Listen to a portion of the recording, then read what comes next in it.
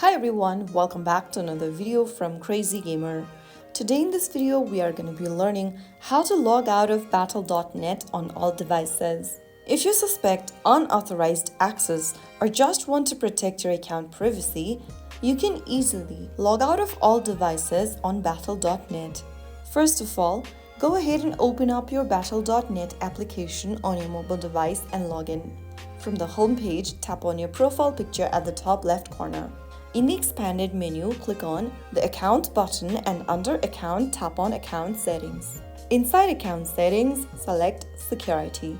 From your Security tab, scroll all the way down until you find the Recent Login Activity, and under it, you will see the Logout from all devices option. Tap on it and click on Logout in the pop-up. Once you tap on Logout, and then this will log you out of all the devices that is currently logged in. This will immediately log out of your account from every device that is logged into battle.net with. And that's it. You've successfully logged out of battle.net from all devices to keep your account safe. If you found the video helpful, don't forget to like, share and subscribe to the channel.